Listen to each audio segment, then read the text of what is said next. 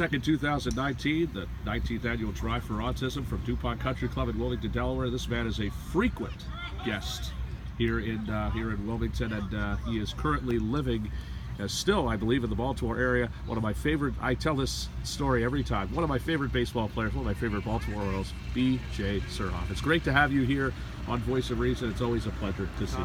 Thank you. It's good to be here with Artie and the guys. Again, we want to talk about that. Dina Principal and Arthur Kepner, the work that they do behind the scenes of Autism Speaks Delaware. You just could not ask. I feel like they're meteorologists. They're just picking things out of a hat with another beautiful day and another successful event for an incredible cause. I mean, do you just feel like when you come here, it just gets better and better each year? Yeah, what they do at Autism Delaware is nothing short of spectacular. What they do for their clients here is really, for those of us in the autism community, see what they've done for Autism Delaware, it's spectacular, and really hope people realize how lucky they are to have them and Autism Delaware and Artie and Deanna and everybody behind it, because it's a growing cause, and help is needed, and they're doing great things here. You're doing stuff very similar to that. I believe you and your wife are doing something in Baltimore, I believe, if I remember correctly. Yeah, we helped start an organization called Pathfinders Autism. Yes. Works only in Maryland.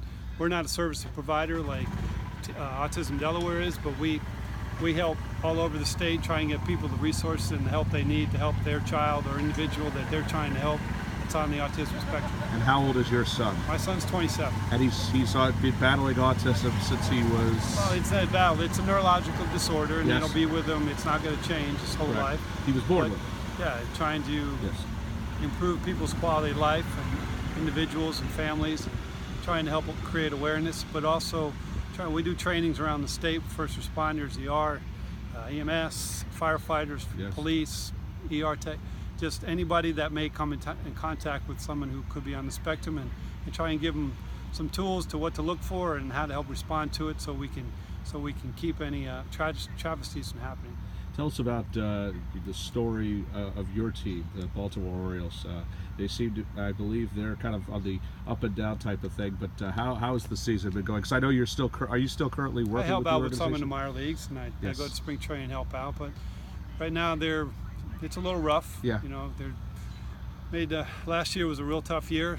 But after about 5 or 6 years of being very competitive, and going into 18, I think they had the best record in the American League for combined for that period of time. But last year they decided to make a bunch of trades and retool, and it's going to take some time. So it's opportunities for guys to get a chance to play, improve themselves, and it's going to be could be a little bit of a challenge, but eventually they're going to get turned around. And I always tell people we have some great guests here on Voice of Reason. You certainly stand out in my top 3, maybe even in my top 2. B.J. Surhoff, we thank you again for joining us. Great to see you as always, and we hope that you will have continued success in Pathfinder as well as here today at the Drive for Autism. All right, thanks. My goal is to get in the top 1. You deserve. Well, you're definitely on your way. Jake Schwartz again here at the DuPont Country Club in Wilmington with B.J. Surhoff.